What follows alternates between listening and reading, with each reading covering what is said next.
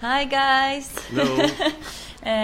Today I'm in Barcelona with a great friend of mine, Simon Dolan. Hello. It's a pleasure to be with you. It's a pleasure to welcome you to Barcelona, even though both of us are strangers. We are not Spaniards. Here is the Spanish lady and the Canadian Israeli person in Barcelona, in Valkiria. In Valkiria. Yeah, what is this place, Valkiria? Well, Valkiria is a hub place. I think it's the type of office of the 21st or maybe 22nd century.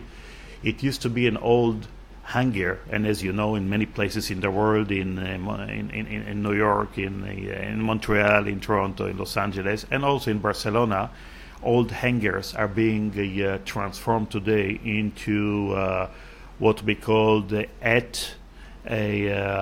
digital area. So it's a place that we have a lot of freelancers that work, startup companies. It's a very exciting place, and it's also decorated in such a open space. It's we call it Valkiria hub space, and I'm relatively new here, but it's very exciting, to work with such bright young freelance people around. And this is the talent that we want to promote, to develop, and this is the talent that will lead our world, we're coming to this. Yes. Simon is a fantastic story in my life, as I last year, as you know, wrote my book, Courage to Lead by Values. I found that I needed some more proof from the academic world about the importance of values. So I was doing some research on Google and everything, and I found this great book, Managing by Values. And I felt that, I love this book. I need to know more about it and ask for some permission that I could use some things from it in my book. So I looked at the author, Simon Dolan. I didn't know who he was. So I just sent an email, and you answered quite quickly. And Simon just said, "Go, Lisa. We are both missionaries who want to change the world," right? It's true. Yeah, it's true. So what's your thoughts about this, like managing by values? I know you have some more things here about values. What's your passion about values? My passion, I think that values today, and this is something that I've been doing research in the past 30 years or so, and I think values represent the DNA of our behavior, more than anything else, and the values could be used in different contexts. I think it could be used at societal context, at organizational context, and also individual context. So when I started my journey, given that I work psychologist and I work in organization, I decided to develop a way to re-engineer culture in organizations. So I call myself, I'm a culture re-engineer, okay? So I've developed a concept where you can measure values, you can measure culture in organization, and there is a methodology that helps transform this culture, okay? And obviously, in the last couple of years, we've developed a lot of tools. The tools could be from games like this one. You can see those are card games. And we have different versions of them, to apps. We have some apps. So we use the digital technology, old technology, everything that has in common to what we're trying to do is that people will have a kind of touch of playfulness. So they'll enjoy it. They'll have passion. So from Managing by Values, that was very popular in the 90s, the 2000, and up to today, and different places in the world are using it to, and some of the companies that probably but it's a professional secret, they don't let me reveal the name, are using the concept. Now we are doing coaching by values, and this is helping individuals also find out what's important in their life, because a lot of people are lost. There are a lot of changes in their life, changes in families, changes in friends, change in jobs, and what is it that we want to do, So I wrote this book in 2011, and by the way, these books are being translated to many languages. This is called Coaching by Values, and it became the school of thought within the field of coaching, one of the fastest growing school of thoughts. And what's interesting is the subtitle of the book more than the title. If the book is called Coaching by Values, the subtitle is, and I'm going to read, A Guide to Success in the Life of Business and the Business of Life. So basically, we're trying to develop a methodology to give compass, to give a reference point to people, And I'm flooded with messages that people that we've certified, people that come to us and tell us, wow, my life, I read the book or I attended, some of the certification, and my life has changed. Sorry, for occupying so much time, but I have a lot to say, and I know how much time, we have there. Because, I think everyone agrees that values are important on all levels in society, on an individual level, in our families, in society, in the world politics. But we are lacking tools today. How do we actually talk about values? How do we work with values? How do we understand values? I think this is what we share. And my book that I've written is the first step to bring Simon's wonderful work, over 40 years of amazing work to Sweden, into the Swedish language, into the Swedish context. And another passion that we share. And this is only the beginning of the trip. And I also know that you also have a passion for children. Yes, because for us to being part of creating the future of humanity and the future of our world, it starts with our children.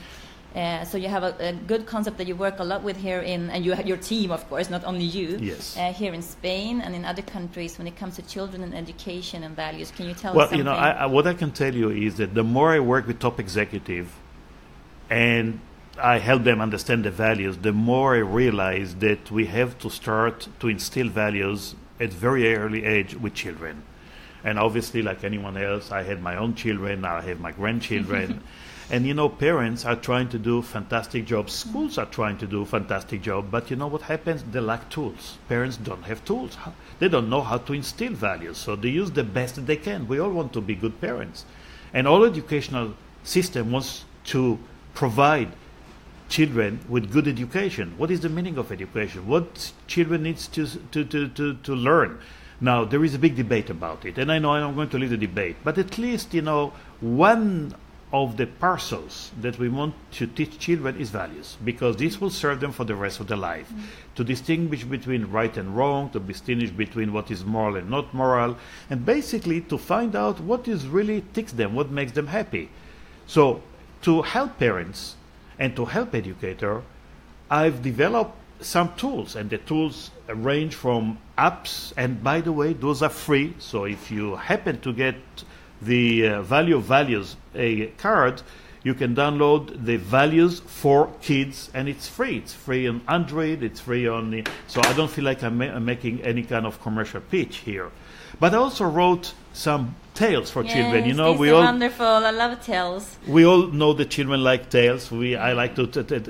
And we know that through history, tales have been a way of communicating values, and we still need to do that today. So I wrote, a cute tale. I know that a lot of people that saw me, very well-known professor with a track record of, many books and many articles published, scientific journals, and now they say, what the heck is he doing? Now he's writing children's book. Well, it's based on the reflection, but it's a very nice story. It's called the Magic Carpet and the Island of Values, and basically it's a story that we take a magic carpet, take the children to different islands. Each island they practice only one set of values, and then the children realize that if you just do one thing, and one thing is important, it's not sustainable. So what you need to do, you need to come up with a configuration of some value that makes you happy. And I don't want to tell you the rest of the story because there are going to be some surprises. But what is interesting is that I have some specialists. I don't pretend to be, my doctorate is not in children education. So let's start with this, because some people that read my tales and they said, what does he think? Now he's trying to educate children and he doesn't have doctorate in education. I don't. But I do work with a team with some people that know more about education and more about children from them, and I learn from them. So they wrote an accompanying manual that uses the tale but tells parents and educators how to use the tales in instilling values. Now this came from there. It's people like Anat Gertie, she has it on Amazon, and it's in English. We have a lot of books in Spanish here in Spain.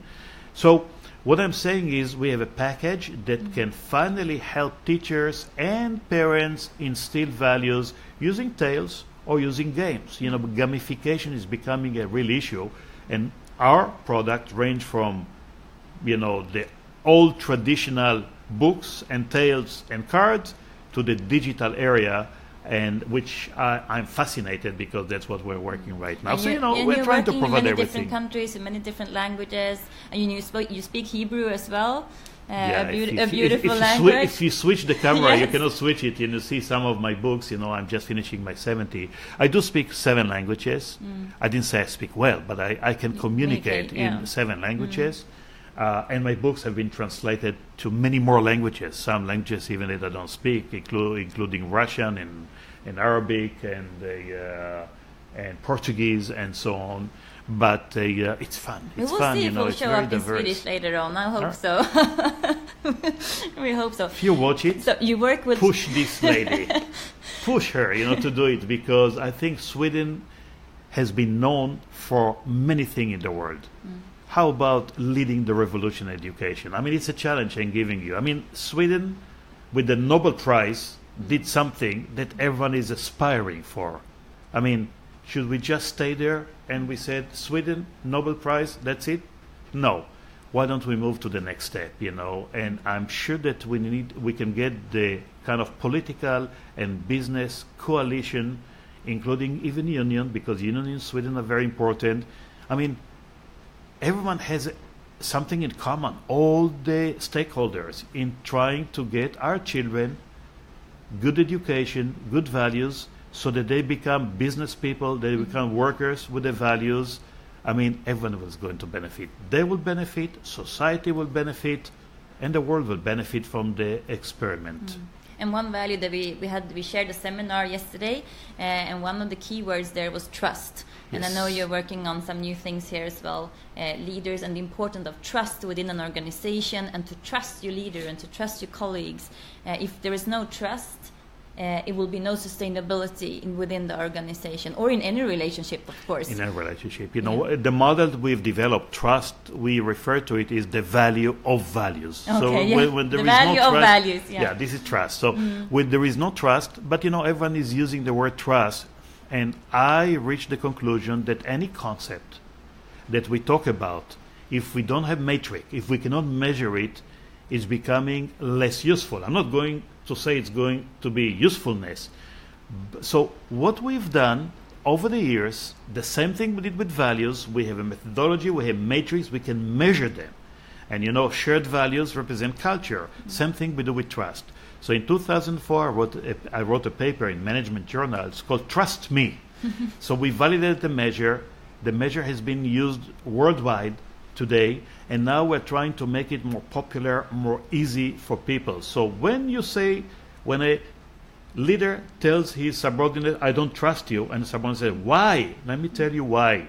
And then they have something in common to work on how to enhance trust. So they have, and they can remeasure it later on to find out if they attempt to enhance trust. And this, by the way, I'm jumping from issue to issue, but this, by the way, is even true for a couple. If a couple, there is no trust in relationship, it's not sustainable. So if you don't trust your partner, either you abandon and you go and you form a relationship with someone else that you trust, and if you trust partially, then now you can measure it and you can find out why, and you can work so that you can increase the zone of trust. And it's called triaxial model because there are 3 dimensions that you can measure trust, etc. But let's not bore you with details. What I'm telling you is it exists. We have it. That's great. It's so nice to be with someone like Simon, who has so much passion and so much innovation as well. And I know, like this week, you've been a lot in the newspapers because you said something about the politicians in the EU Parliament, and so you're on all levels. You work from the children to.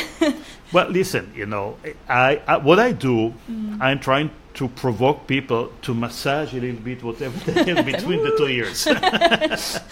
So, yesterday before I said, and this is true, I really believe, and I know I'm generalizing, and whenever you generalize, you don't do favor to all because always there are exceptions. But my personal observation, being in some and teaching in some of the elite business school in the world, I talk about the business school, I may not talk, but I think it's generalized, is that we do not teach students for the world that is coming. We teach students maybe for the world of today, and many of us, in many of our classes, we still teach them for the world of yesterday. Now, if it's part of history, that's fine. But if we really want to train and to help people develop competency for the world of tomorrow, we need to do a big, big revolution. So basically what I said that nor the universities, neither corporation are aware of what's coming. What's coming. That's why, I created also a new foundation. It's called the Global Foundation for the Future of Work. And over there, we're trying to do some prediction, some simulation about what's in store, because this will give us a reference point. And with this reference point, maybe we can train and prepare better people for the world is coming. And when I'm talking about the world is coming, I'm not talking about the world is coming in about 50 years from now. Neither in 25. It will happen in the next couple of years. We're in the middle of a big transformation. Not change, transformation. There is no going back. And we don't want too many people to be hanged out there and say, hey, I didn't know, I didn't prepare. So that's another thing that we're trying to do. And I think that's so fascinating as well, that, values is like the core thing for us humans, our anchor. And then you're still working a lot. You have this book, for example, Cyberness, about the future, and you're giving opinions about, together with some other people, imagining the future. This is part of the foundation. Listen, when we wrote Cyberness, we had to invent a term that doesn't exist. Because it's not cyber age. Cyberness is a positive state of the future. There are a lot of people talking about negative. We're going to come to the end of the world. It's going to be disaster. People will have no work. It's going to be violent, nuclear explosion. All this, we have this scenario. But we decided to develop a scenario when we can harness digital technology, we can harness technology in general, even the virtual technology is developing for the benefits of humankind. So we decided to label it, and it's not the first time I'm inventing terms that do not exist, because it doesn't exist. And we called it Cyberness. Cyberness is a half science, half fiction, where we develop we imagine scenarios of the future. And because I come from the world of business, the world of work, we talk about work, but we also include some elements of family and education and some other things that will happen in the future. So it's Cyberness, and there are a lot of interesting stories. And I work with Mario Reich. He's my colleagues. He is a futurologist. He's based in Switzerland. And we have a couple of more people that are joining us. All of us are trying to be the change agent to educate the world. It sounds a little bit like naive, even childish, but it's okay. I like to... That's the child guys, of me, remember, it's okay. It's okay. It's absolutely okay to let the child of you come out, but you can maybe mix it with some of your white bird accumulated knowledge that you have over the years, and for the benefit of society. Thank you. One thing that I have learned during this past year, when I've been sort of becoming a true value nerd, is that values are often watched upon as soft skills. I believe that values are hard rock. That is really like the anchor. Well, here is an issue that, I'm sure I know who is watching us right now, but, if you are watching us, there is an issue there. And the issue is, and it's debatable, I would say, in all countries in the world that I know, is when we need to develop curriculum for small children, curriculum for university students, in any discipline. And the question is what we should include there. And there is a tendency for years and years and years only to include what we call hard skills. Teaching math, teaching a language, those are hard skills, and they're probably needed. The question is if it's sufficient. Today we know that people are going to succeed in the future. Obviously, they will have some basic hard skills, and they will have to update the information because the hard skill becoming outdated, obsolete very fast. And we don't have to go back to kindergarten, to go back to school or university. We need to teach ourselves how to upgrade our hard skills. But the soft skills are going to be the most important to succeed. How do you network? How do you develop your social skills? How do you set alliance? How do you overcome conflicts? How do you reduce stress? How do you make decisions in context of uncertainty? How do you develop a skill that I try to develop to my students at the university, and it's called resourcefulness, which means you have a problem that you never experienced before, but you still have to solve it. So how do you deal with it, you know? So the issue of soft skills, even though we all know that are the most important, we don't know how to teach them. So we need to be very innovative. This brings me back to values.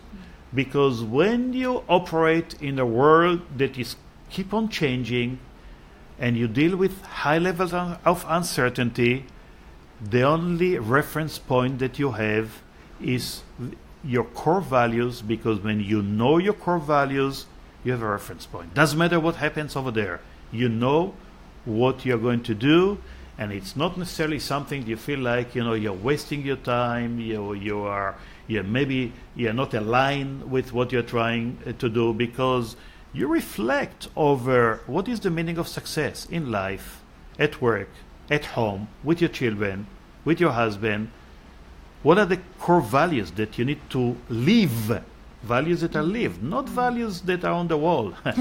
Because one of my provocations also, I wrote a paper in the European Business Review, and I made a mockery. It's a very sarcastic letter where I said that a lot of companies talk about value, a lot of people talk about value, but talking about it and practicing it, there is a big gap. And there is a big gap, and this gap needs to be addressed, because otherwise everyone knows that what we want to get and what we're doing day to day, it's not coherent, it's not congruent, and this is no good. So the title is very funny, but the title, you know, is Values on the Wall. Just do business and forget them all. And I referred to the incident that happened in United Airlines. You probably heard the story that they took a passenger out. He was already in the seat. I mean, we're talking about values that you know, in some, I don't want to mention the name, big bank that made 5,000 employees fabricate account because they want to keep the value of the stakeholder, the shareholders, You know, things like this, or even the big scandal in Volkswagen, you know, they played a little bit, you know, and they didn't share, you know, all the real information about the emission. And, you know, this is, eventually it's going to surface, eventually it's going to cost a lot of money. So why don't we avoid all these costs? Why don't you develop your value, stick to them, and you'll see that the only thing that's sustainable in our life is our values. And I'm really passionate about it, and I really believe in it. Yes, and you have the tools for it.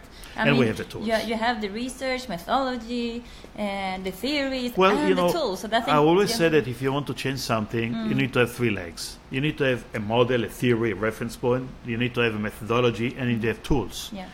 These days, we're working a lot in making the tools more, number one, more concrete, more available, and meeting different stakeholders' preference, which means just simple books. This is an old-fashioned way of explaining and using the tools.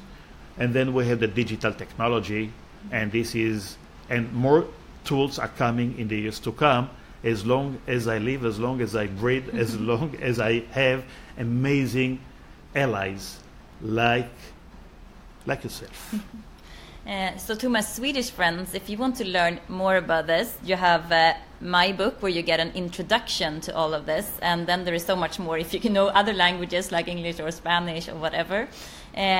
Mod att leda med värderingar, the courage to lead by values. And to my English-speaking friends, I hope next autumn this book will be able to be read in English as well.